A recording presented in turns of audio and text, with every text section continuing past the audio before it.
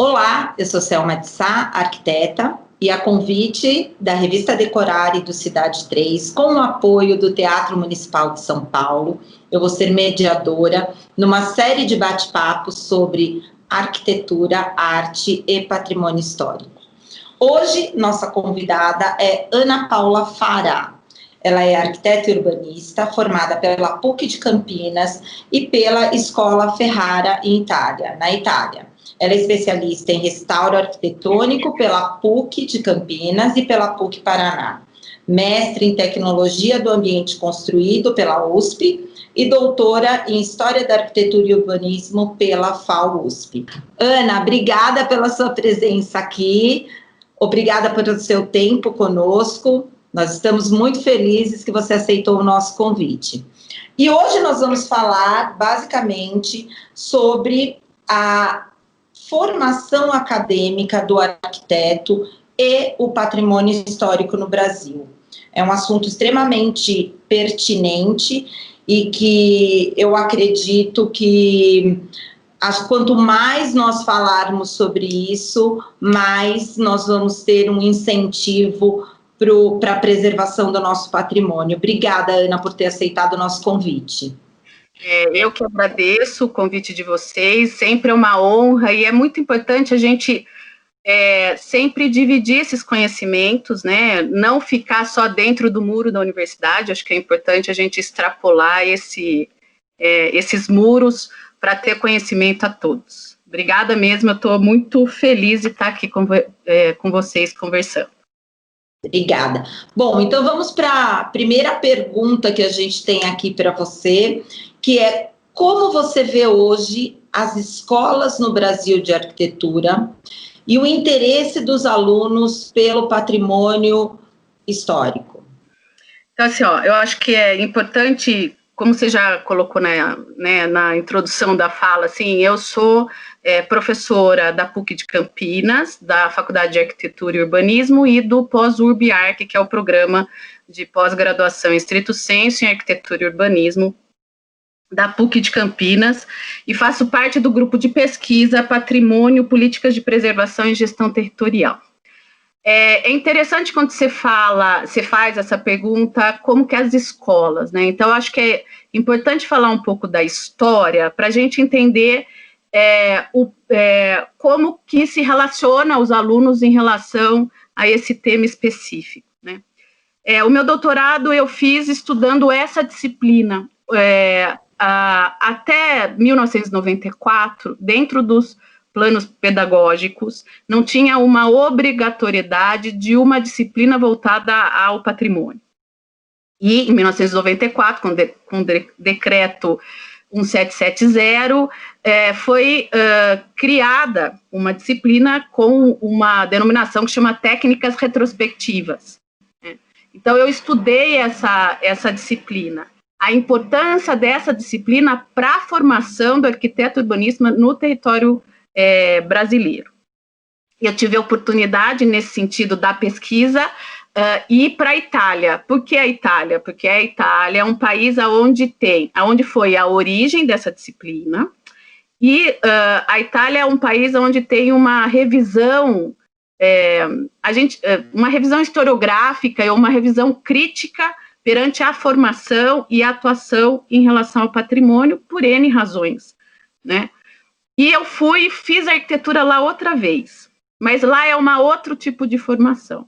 Então, eu me formei aqui na PUC de Campinas, depois de 10 anos de formada, eu fui e fiz outra vez. Então, a gente passou por todas as disciplinas, fez o trabalho final.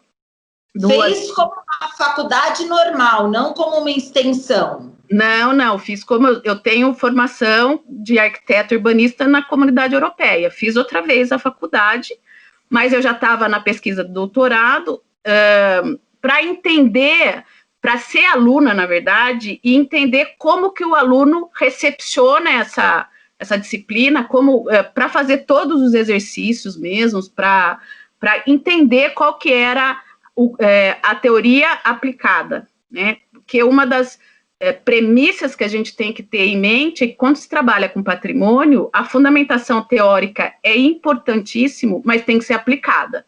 Não fica só no mundo das ideias.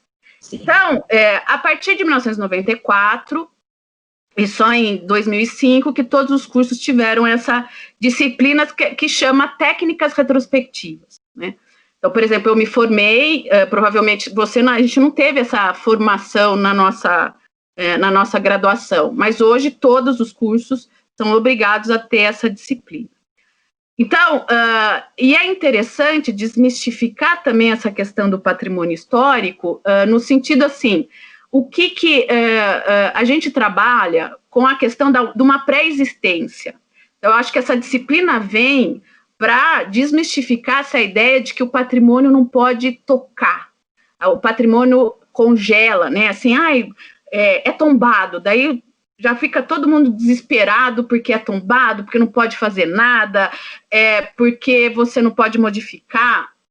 Quem trabalha com patrimônio, a gente sabe que não é isso. Hoje existe, principalmente no âmbito italiano, mas que a gente tem uma professora importantíssima aqui no cenário brasileiro, que é a professora Beatriz Mugai-Arquio, que é da FAUSP. Ela trouxe, né, ela faz uma pesquisa, mas ela traduziu os principais textos para a língua portuguesa. Então, para disseminar esse campo aqui no território brasileiro. Então, desmistificar essa ideia de que não existe uma verdade absoluta, não existe uma via só de conduta. O que necessita é uma análise pormenorizada, e aí, através de todo o instrumental teórico crítico, que você vai entender e vai propor um projeto adequado para a preservação desse patrimônio. Então, acho que essa disciplina, ela veio muito... na verdade, desde os anos 70, a gente tem toda uma preocupação de como atuar no patrimônio. A gente começou com cursos de especialização na FAUSP, que tiveram 2, depois tiveram cursos itinerantes, e que culminou o curso da Bahia, que é a UFBA, que é o SECRE, em 1982. Então, eu acho que é importante que era só no âmbito de pós-graduação, de especialização, que agora é mestrado profissionalizante, só que agora todos os arquitetos, eles têm supostamente, vamos assim, né, porque a gente tem mais de 800 cursos de arquitetura hoje no Brasil, né, então é muito curso, e claro que tem polêmicas aí, a gente está num período de pandemia, e a gente tem a polêmica também de ensino à distância, mas a gente tem, hoje, dentro da graduação, essa formação para se trabalhar com o patrimônio. Então, acho que é desmistificar essa ideia de todo mundo ter medo de encarar, né, ter medo de olhar para o patrimônio e de projetar. E propor também, né, Ana Paula, reusos que realmente, quando você dá um novo uso ao patrimônio, você, de alguma forma... está mantendo viva a história, se isso é feito com todo o cuidado e com todas as relevâncias importantes para aquele prédio. Então, você está mantendo a história viva, né? Isso, assim, a gente... a premissa de trabalhar com o patrimônio é entender que não pode congelar no tempo e você tem que dar um uso.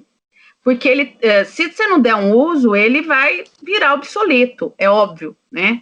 Só que o uso é muito importante também frisar que o uso ele tem que ser compatível ao arcabouço pré-existente. Então, eu acho que na disciplina, eu ministro essa disciplina no curso de graduação da PUC de Campinas, né, da Faculdade de Arquitetura. A gente trabalha com um complexo ferroviário e o que é interessante também é entender que, quando se fala de patrimônio, todas as instâncias têm que ser levadas em conta. Então, assim, arquitetura, urbanismo e patrimônio, ou planejamento urbano, plano diretor, patrimônio, desenho urbano, sustentabilidade, é tudo na mesma chave, no sentido aqui, você não pode pensar o patrimônio separado do ambiente onde ele está inserido. Você não pode pensar o patrimônio separado de sustentabilidade, que, na verdade, a preservação já é uma dimensão muito importante da sustentabilidade. Então, assim, todos esses conceitos contemporâneos estão vinculados ao patrimônio. Então, eu acho que o importante é entender que o patrimônio, ele faz parte da cidade, e você tem que pensar de uma maneira onde você consegue transmitir esse legado do passado da melhor maneira possível para gerações presentes e futuras, que isso é das premissas de uma das vertentes hoje, que é a vertente crítica conservativa, que é a tributária do restauro crítico italiano, mas de entender que você tem que transmitir da melhor maneira possível esse legado que chegou nos dias de hoje para gerações presentes e futuras.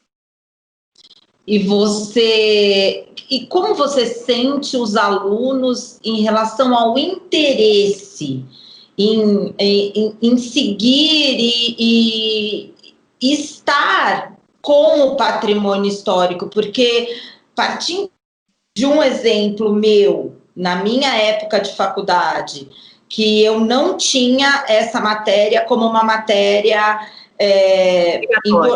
exatamente. E quando eu fui fazer o meu trabalho de graduação, eu tinha um dia de patrimônio histórico e eu escolhi fazer o meu trabalho de graduação em patrimônio histórico, porém, era um dos dias menos concorridos. E eu sentia, na minha turma e de todas as outras pessoas que trabalhavam comigo, poucos se interessavam por seguir o patrimônio histórico. E aí a gente já emenda numa outra pergunta que eu ia fazer para você, porque na época que eu me formei, há bastante tempo atrás, a gente tinha a Escola da Bahia, que você citou, e tinha uma escola em Minas também, né? Em Ouro Preto. Em Ouro Preto, exatamente. E assim, também existiu uma dificuldade em você se especializar no patrimônio histórico, porque você saía como arquiteto e urbanista, sem uma especialização, sem uma matéria voltada ao patrimônio histórico. E aí, se você queria seguir, você tinha que mudar de cidade, criar uma outra infraestrutura. Talvez isso também fosse um agravante para a sequência, não sei, mas, enfim, você entende que hoje os alunos se interessam pelo patrimônio e têm a vontade de continuar seguindo nessa linha do restauro, do patrimônio histórico e na preservação? Então, assim, a pergunta é muito interessante. Primeiro, não tem tanta... Claro que tem muita gente, eu acho que o campo, cada dia mais no Brasil, ele está se alargando, né? E aí eu acho que a gente tem e várias pessoas estão se especializando, estão fazendo mestrado, doutorado na área. Então, eu acho que a gente tem várias regiões que tem pessoas excepcionais na área, né? Em relação aos alunos, é interessante porque precisa desmistificar essa ideia de que patrimônio não pode encostar. E é engraçado quando a disciplina que eu dou é uma disciplina de prática, é projeto. Só que a gente tem o primeiro módulo módulo de fundamentos, de teoria mesmo, de entender, de leitura das teorias, das cartas patrimoniais, e leitura de projeto, leitura projetual, porque é a partir disso que tem todo o repertório. E aí, quando mostro, né, eu dou aula junto com 2 professores, que é o professor José Roberto Merlin e o professor Roberto Leme. Quando a gente mostra, e daí a questão teórica, o fundamento, o entendimento, porque são 3 vertentes. Eu trago a vertente italiana porque é mais didática para a gente entender que não existe uma verdade absoluta, são vários tipos de interpretação sobre a pré-existência. Aí os alunos começam a falar, mas é isso, Porque, assim, tem uma ideia de que restauração é voltar ao estado original. E existe uma vertente que fala sobre isso, mas existe outras vertentes que não volta a nenhum lugar. O tempo não é reversível, é daqui para frente. Então, você não vai inventar um simulacro, você não vai refazer algo que já se perdeu, né? Então, são várias maneiras de interpretar, e a partir disso, os alunos começam a ter um outro olhar sobre o que é patrimônio. Então, não é bem que não pode tocar? Pode tocar e deve tocar, desde que isso seja respeitado. Na verdade, uma questão muito importante é entender que restauro é projeto, porque tem muita gente que fala assim, restauro não é projeto. Não, restauro é projeto e necessita de recursos criativos, mas que a partir desses recursos criativos, você tem que, significa modificação, transformação, na verdade. Mas você precisa prefigurar essas modificações, você precisa prefigurar essas transformações. Então, a hora que a gente pode fazer isso, pode fazer, desde que seja justificado e que tenha uma coerência na ação projetual. Não é aleatório, porque eu gostei. Então, por exemplo, assim, eu acho bonito. Não, o achar tem que deixar de lado. Você tem que entender o território, fazer uma leitura e aí propor. Então, e tem vários casos que você vai entender o que a população se apropria daquele espaço, você vai entender a questão simbólica. Eu acho que hoje a gente está numa ideia de ampliação, o que é bem material e imaterial. Eu acho que tem que ser pensado na mesma chave também. Você não pode desconsiderar a materialidade sem pensar na imaterialidade do bem. Então, acho que é importante nesse sentido, e os alunos, quando começam a olhar, falar, é isso, não é, nossa, eu tinha uma ideia de que restauração era voltar ao estado original. Não é bem isso, quer dizer, tem que ter toda essa análise em relação ao bem de fato. Eu acho que talvez seja uma desinformação proporcionada até um pouco pela nossa falta de história, né? Porque quando você está na Itália, você está num berço que você está o tempo inteiro, a sua casa tem 400 anos, tem 100 anos, tem 300 anos, e você convive com um ambiente que é um ambiente histórico e que você, de alguma maneira, tem que entender até construtivamente como você vai fazer essas intervenções.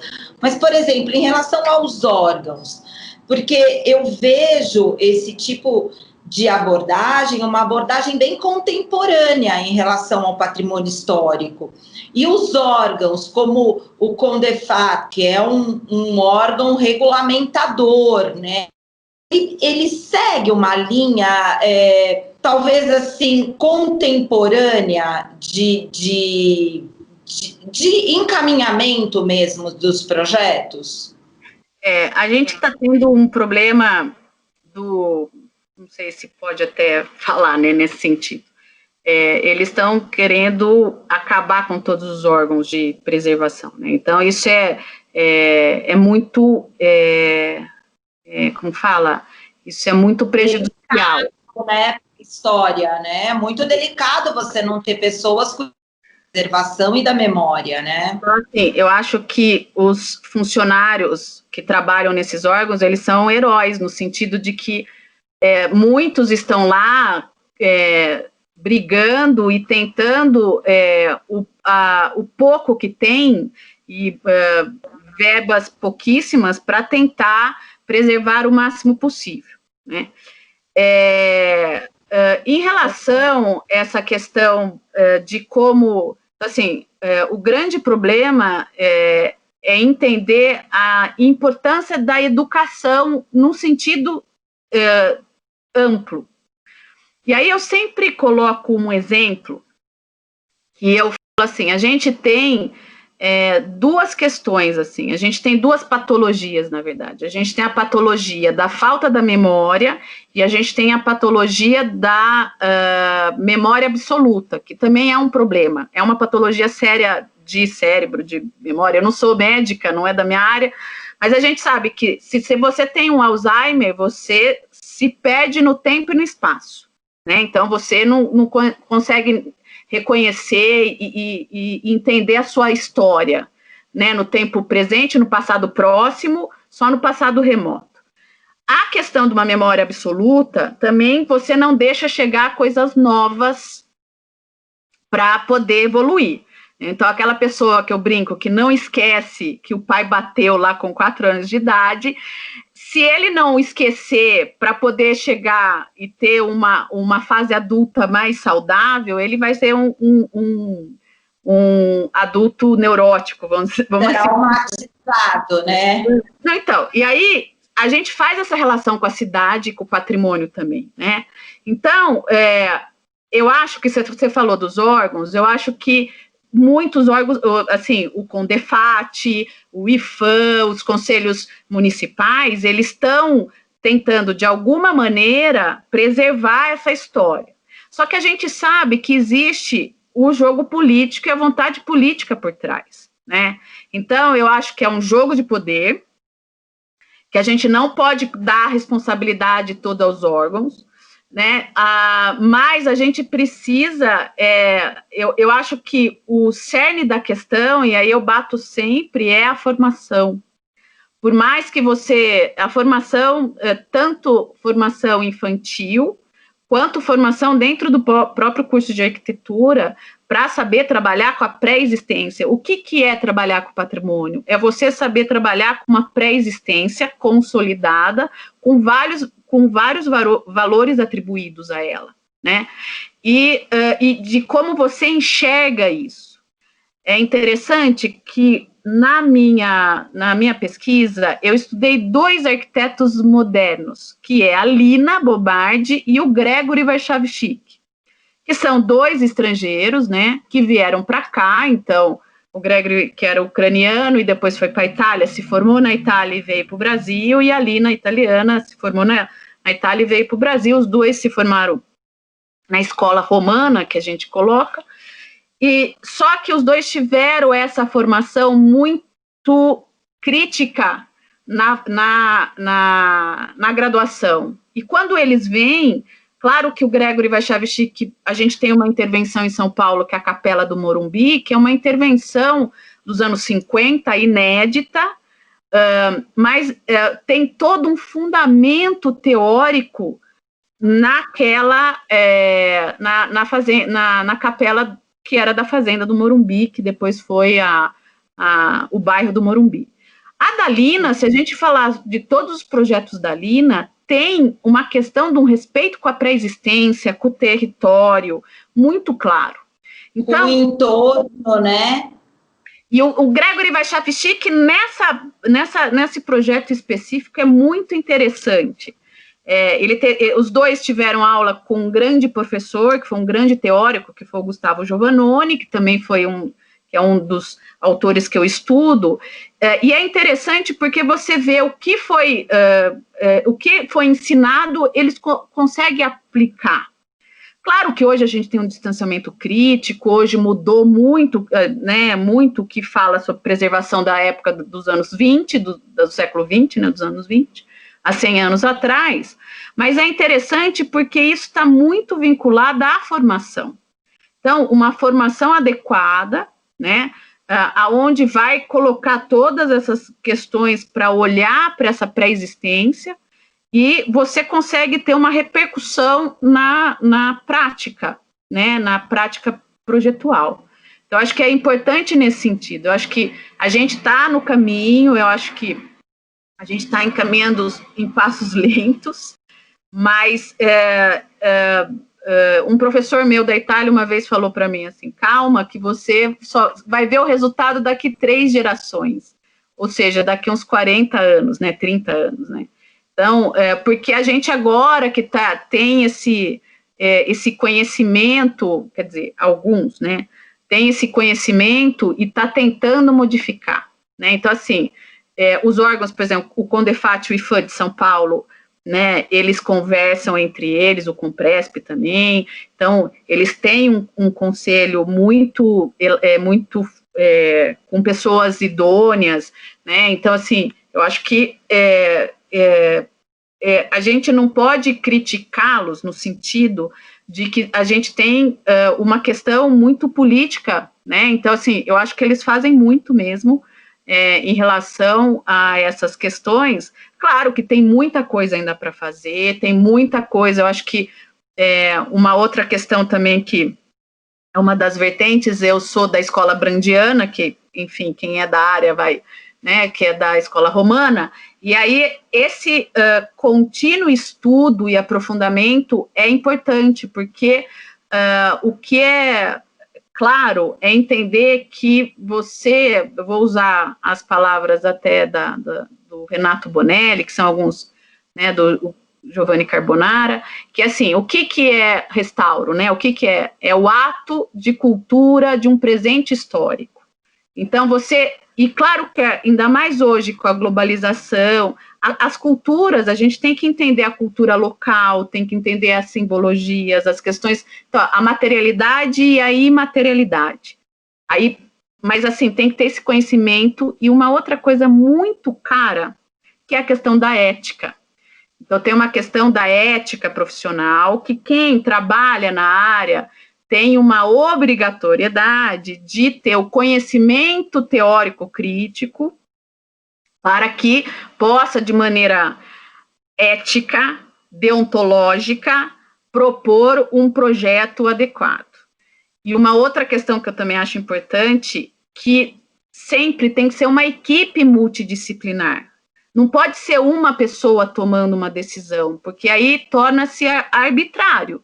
Porque, assim, eu coloco também algumas questões, por exemplo, eu sou arquiteta formada no âmbito, né, arquiteta formada na questão do patrimônio, só que é importante, por exemplo, se for pegar um centro histórico, a gente precisa ter arquitetos, engenheiros, sociólogos, antropólogos, historiadores, porque a gente precisa ter uma gama de profissionais para entender, de vários campos do saber, para a gente entender o que de fato é aquele centro histórico, né? Então, não pode só eu tomar a decisão de ter uma ideia, quer dizer, na verdade, eu tenho uma leitura sobre aquilo, mas é importante ter uma leitura multidisciplinar para poder atuar de maneira ética e deontológica para o patrimônio. É muito sério isso, eu acho que é muito sério esse sentido. E eu acho que além de toda essa gama de profissionais, é muito importante também ter as pessoas que estão em volta daquele patrimônio, as pessoas que habitam aqueles lugares em volta, aquela cidade, aquele bairro, porque eu acho que essas pessoas que estão, quando a gente fala de cidades menores, cidades históricas, que têm uma relevância muito importante nos costumes locais, eles também devem ser ouvidos, né? Porque eles fazem parte de todo esse conjunto arquitetônico, que são as pessoas lá hoje, né? É uma coisa, assim, são os usuários, né? Então, assim, eu tenho, por exemplo, um negócio, o fato da Notre Dame de Paris, né, que é né, pegou fogo, ele é patrimônio mundial, só que a gente também precisa ouvir, né, claro que eu falo, a gente precisa ouvir a senhora que vai assistir missa na Notre Dame, porque é a pessoa, né, claro que turista é importante, porque faz parte, a maioria vai para Paris para ver a Torre Eiffel e a Notre Dame, enfim, só que o usuário, quer dizer, a pessoa que se apropria daquele espaço, ele tem que ser ouvido, porque é ele que usa, né? Então, a senhora que vai na missa, que ia, né, na verdade, na missa da Notre Dame, ela também tem que ser ouvida. É importante ter essa participação, né? E essa participação tem que também ser regida por especialistas, porque a gente também tem que dar essa educação, essas informações para essa população. Porque às vezes a gente,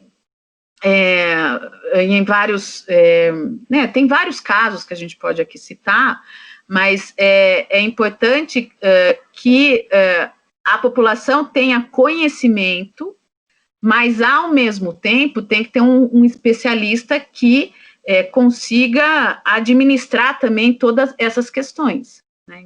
Então, assim, eu acho que tem que ter um equilíbrio, sempre um equilíbrio entre a questão dos especialistas e a participação e de vários campos do saber também. Legal. E assim, e como você vê hoje o interesse de se produzir projetos multidisciplinares? Eu acho, assim, isso é uma coisa que me atormenta um pouco, essa coisa de você produzir projetos multidisciplinares e que tenha um incentivo público para isso, por exemplo, os concursos. Eu vejo o Brasil tão pobre de concursos, eu percebo que alguns projetos, eles são encomendados, eles não são feitos concursos abertos, para os estudantes participarem, para jovens arquitetos participarem. Acadêmica, eu tenho uma visão errada em relação a isso ou não? Não, você sabe que outro dia a gente estava discutindo, eu tenho uma amiga que mora na Alemanha, que é arquiteta, né, então, e a gente estava falando isso, então ela trabalha num escritório onde tem uma equipe só para concurso. Então, o que é isso? Lá faz concurso para tudo, né, porque que seria muito interessante, porque você tem vários projetos, você tem um edital, então, assim, eu acho que o grande problema é montar um edital muito coeso e coerente. A partir desse edital, você abre para o público, e aí o que é interessante é que você vai ter várias ideias naquele determinado espaço, né? E a partir daí, quem ganha. Então, assim, eu acho que a gente falta aqui mesmo no Brasil, essa questão de ter bastante concurso, e se a gente for pensar também, claro que não é como que fala? Não essa questão assim, eles chamam muita gente de fora, de outros países, a gente tem, para valorizar o nosso, a gente tem 800, assim, claro que eu não estou falando de qualidade, mas a gente está com mais de 800 cursos de arquitetura em todo o território brasileiro, que é bastante, que eu acho que é um exagero, mas enfim. A gente tem uma problemática aí muito grande, que é ensino à distância, que é impossível dar aula no método IAD para arquitetura, que é diferente do que a gente está tendo em alguns cursos, porque método IAD e método síncrono e remoto é totalmente diferente. Só que a gente tem tantas escolas de arquitetura, a gente sabe que arquiteto é um dos profissionais mais importantes, até brinco com vários amigos meus, que a gente é o profissional mais importante, mas, enfim, a gente está brincando, mas falando sério, só que a gente não vê repercutindo isso no território. Porque tem tantas escolas, mas onde está espaços com qualidade, né? E a gente tem uma problemática também, né? A gente tem várias, né? A gente tem uma especulação imobiliária muito avassaladora, assim, que não respeita patrimônio. Aí, respeitar patrimônio, nem pensar, né? E assim, eu acho que precisa ter planos diretores adequados, né? Claro que sempre é conflito de interesse, é questão do poder, é poder político, né? Acho que a gente precisa ter uma questão mais vinculado a essa deontologia profissional, né? O que é essa deontologia? São os deveres profissionais de cada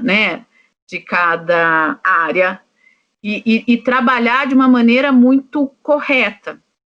A gente está tendo esses problemas de falta de ética no país, esse problema, né? E é sério isso na área de arquitetura e na área do patrimônio, é brutal, assim. Então, acho que a gente precisa pensar nesse sentido. Eu não estou sendo poliana no sentido do mundo Cinderela, mas eu acho que a gente precisa repensar isso, a formação dos arquitetos, essa questão de uma ética, e eu acho também que esse arquiteto, quando eu falo da deontologia profissional, é esse arquiteto que fala assim, bom, eu não sei mexer nessa área, então vamos chamar uma equipe para trabalhar junto, é o que você estava falando, né? Então, assim, né, desse trabalho multidisciplinar. Assim, porque tem gente que acha que sabe que restauro e estraga, quer dizer, danifica o bem, por uma questão, não sei se é de ego, se uma questão de que não quer chamar. Então, assim, isso chama deontologia profissional. Então, quando se trabalha com, aí eu vou falar específico do patrimônio, você tem que ter conhecimento de N instrumentos, né? Você tem que ter instrumento, você tem que ter o conhecimento de como faz a leitura, você tem que ter conhecimento de como faz o levantamento métrico, né? Então, assim, tem que ter o conceito, mas sempre no conceito não é uma questão que eu deixo sempre clara. Quando a gente fala teoria, a teoria tem que ser aplicada, porque se a teoria ficar só no âmbito das ideias, de discussões, aí não consegue, e a gente tem esse abismo, não consegue aplicar, e a gente precisa aplicar, e tem como aplicar, né? Tem um estudo por exemplo, tem um estudo falando que restaurar é 30% mais barato do que você demolir e construir uma coisa nova, com todos os meandros que tem o projeto de restauro. Então, assim, mas por que não faz? Aí tudo essa é uma questão, né, de ética, enfim, e de outras coisas, né? Então, e de incentivo também, né, Ana? É isso. De entender qual a importância. Eu acho que é uma questão cultural mesmo, né? É uma situação de você não fazer questão. Então, aí você vai... Qual é o maior dilema de uma pessoa? Ela tem um imóvel e esse imóvel é tombado. Pronto, acabou a vida dela. Ela não pensa que ela tem uma joia na mão e que ela pode fazer uso dessa joia, né? Que faz parte de uma memória, por isso que ela foi tombada. E ela pode ter proveito disso. As pessoas não conseguem entender. Então, assim, uma outra questão que é muito... meu bem tombou. Eles têm pavor de... Eu entendo o instrumento de tombamento, que tem falta de incentivo para quem tem bem tombado. A gente tem falta de políticas públicas em relação a isso. Mas sim, o entendimento de quando você tomba, todo mundo tem medo de perder o poder da propriedade. Não se perde poder da propriedade em coisíssima nenhuma, né? Então, eu acho que é uma falta de conhecimento da área mesmo. Você pode repetir o que você falou agora? Repete o que você falou, que travou. Você não perde o poder. Peraí. Então, o instrumento de tombamento, a gente sabe que tem problemas, a gente não tem políticas públicas em relação a isso, né? Mas o bem tombado, o proprietário, ele não perde o poder de propriedade daquele bem. Então, precisa desmistificar isso, então, assim, eu acho que a gente tem um problema de educação, né? Básica, de todo esse entendimento. E a gente tem também um problema de cultural mesmo, de não entender a importância de se preservar, de entender a importância de você se reconhecer naquele espaço, né? Então, assim, eu acho que a gente tem faltas, né? A gente tem essas lacunas que precisam ser supridas. Mas é uma falta mesmo de conhecimento. Então, mais uma vez, aí eu volto, o CERN é uma formação, tanto básica quanto dentro do próprio curso de arquitetura, que agora a gente tem essa disciplina. Claro que a gente tem problemas aí, mas a gente tem essa disciplina que é dada no curso de graduação. E qual o seu maior desejo na sua área? Tipo, o que você mais queria que acontecesse? Ai, que pergunta! que a gente tem uns desejos, né? Não, eu sei que você tem vários, principalmente nesse segmento, né? Eu queria que quase todas as disciplinas abordassem a pré-existência, que tem como fazer esse link. Eu queria, assim, sonho de Cinderela, vamos ver? Eu queria que tivesse vários cursos de técnico, curso de ensino médio, curso de ensino fundamental voltado para a questão do patrimônio. Tem trabalhos lindíssimos de educação patrimonial, que começa desde os 5 anos de idade, e aí esse jovem vai crescer, ter esse conhecimento para chegar lá na fase adulta e entender a importância de se preservar. Eu acho que trabalhar com criança também é fantástico nesse sentido, porque você tem cada resposta que você fica de boca aberta. Então, assim, esse conhecimento. Então, assim, o meu sonho, acho que ter essa disciplina desde o ensino fundamental. E daí a gente ensinar a ver, a desenhar, a entender toda a importância da história para o ser humano. Legal.